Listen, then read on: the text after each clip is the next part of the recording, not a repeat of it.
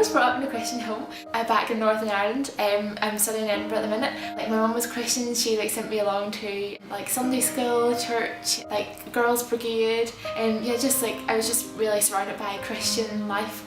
And yes, that was really something that really helped me when like becoming a Christian, because like I always had that background in like the faith and like from my mum like encouraging me. It was just my mum and I because my dad died when I was a baby, so I didn't really know much about having a dad to not have a dad. So growing up it just made my mum like and I kind of really close, and like we were really good friends.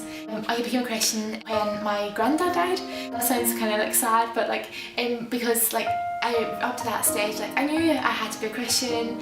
I knew that this is the life that I wanted to live, but I hadn't really put my faith straight away in God. And I was like, yeah, like I need to take this step, because it scared me that like if I was to die, where would I end up? Like where would I go to? Like I was kind of just going to be lost. So yeah, through my granddad dying, and like there was this guy preaching one night in my church, and he was just basically saying like how, like where would you go, like where would you end up? And yeah, so that evening I put my trust in God. It was when I was aged 11. I can't remember the exact date, but yeah, I guess that's just kind of where my life changed at that time.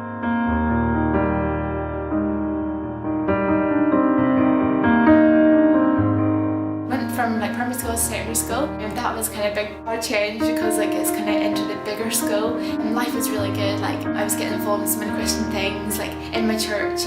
I was going to the SU in school. That was something that really helped me to develop my Christian faith. And then there's something happened in my life that kind of like affected my walk with God for like a kind of a part of the time, because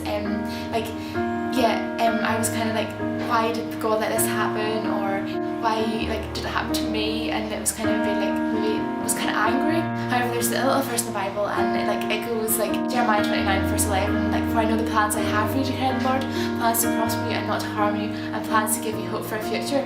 So that kind of was something that I clinged on to at that stage, because I was like, yeah, like God let this happen, and He planned this out, and He knew that was going to happen for a reason. I learned to rely so much more on God through that, because yeah, He was the one who got me through that situation, and I learned to rely so much more on Him. So yeah, that kind of brings me up then to when I was applying for university. I was wanting to do nursing. I applied for all different places. However, I only got into Edinburgh as my only option, so that was kind of scary, because it was like changing my lifestyle, and I was kind of scared of it coming along. But I was like, yeah, God, this is my only option, and God has this planned out that He wants me to go to Edinburgh. So yeah, so that's been so exciting. It's been so exciting to come to Edinburgh, and I've came along. I've made so many good Christian friends, and I've got involved in my local church in Edinburgh and the Christian Union. So last at Christmas time, I was baptised. So that was kind of the next stage of my Christian faith, because that was something that I really wanted to be doing. So I got baptised, and that was just incredible, because it was like my old life was gone, and I was like raising up in my next step and my next journey with God by being baptised. This year, I've just seen, and since coming into university, I've just seen God working in so many areas of my life, working within the CU this year, and we've seen so many people becoming Christians, and through just being friends to them, and from coming along hearing different talks, and from encouraging them to come along to church with us.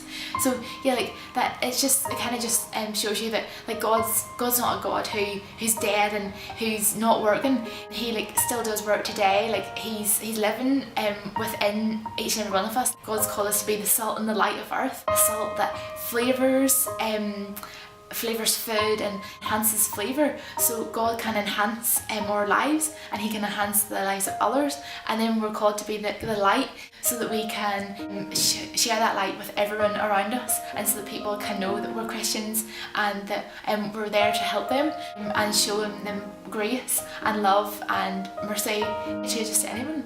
So yeah.